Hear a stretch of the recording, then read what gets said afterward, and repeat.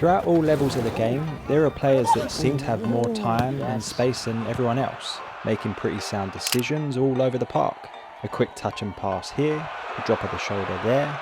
Simple things making football look kinda easy. But how? Well, in episode 2 of this 3-part series, we'll touch on 2 more components that tend to be the difference between an average footballer and a really good footballer that has a promising career ahead of them.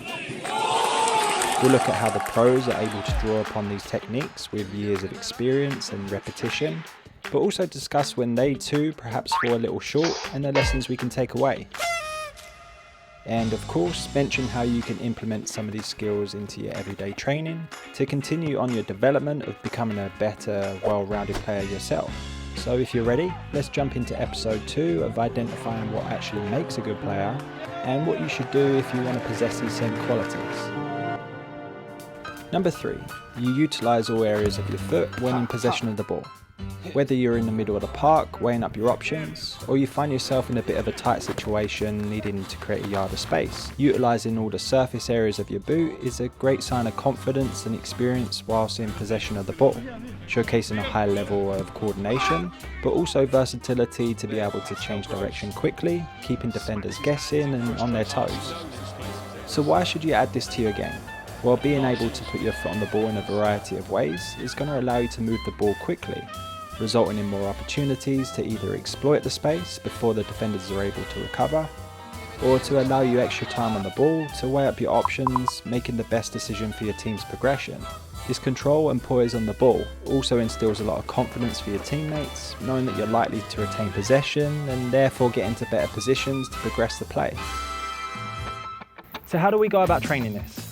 Well, out of the 7 points that we'll cover, this is perhaps the easiest to train. The priority is getting comfortable with the ball, so using all parts of your boot, taking many small touches and keeping the ball moving. Always keep the ball moving. If the ball's moving, odds are you're moving. And when you're moving, you're on your toes and in that engaged, ready position. And start basic with some freestyling wherever you find some space. You can also add some obstacles to keep your touch honest, but then add it to your already established training drills. A couple of V-turns before dribbling the cones, or even before your shooting drill. The more touches of the ball with various parts of your foot, the more you're going to have control of this thing when it really matters. Things to keep in mind when you're developing this technique. Whilst it is all about getting your foot on the ball as much as possible to progress in this area, it's also important to be a good teammate. And in a match situation, taking 1, 2 or many extra touches than necessary, just because you can, means that you're likely to miss opportunities as they present themselves. But also, you're going to very quickly frustrate your teammates, resulting in a lack of trust that they'll actually receive the ball when they're busting their chops to get forward in support. So simply assess all the situations around you whenever you're on or off the ball, and try and lead with the decision that makes the most sense for your team. Often keeping it simple first and then leaning on your skills when it's essential is a good rule to follow. Number 4, your passes encourage movement. Whether you're passing into the space for your teammate to come onto, or playing it into the feet, giving the striker the option to receive on the back foot. See what I did there? That was a shout out to episode 1. This skill shows a tremendous amount of experience and awareness for the game, as well as a level of confidence and precision to be able to execute this technique on a regular basis. So why should you add this to your game? Well, being able to involve your teammates and build forward momentum is an important part of football. And passing into the space and not directly into players' feet encourages that direction of travel, preventing unnecessary touches of the ball, ensuring a quicker transition through the space. This is especially important in tight areas where there's less space to work with. By observing the space and passing the ball into it, away from the opposition, not only communicates to your teammate the area to penetrate, but also allows them to do it as efficiently as possible. And Dombele, here is Kane!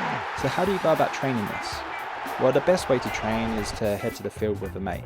Practice some basic passing and moving drills, trying to emphasise passing into the space for your teammate to move onto without them having to break stride. If you don't have a teammate, that's when you can use your trusted rebounder.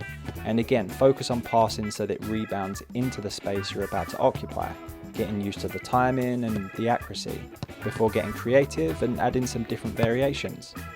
Also watching matches or highlights and pausing it before the players release the ball, seeing what space they observed and anticipating where the pass might go. seeing when it worked, but also when it doesn't, and the lessons we can learn from that. The thing to consider when learning this technique is awareness. And this will come with many factors, from self-awareness to recognize your capabilities.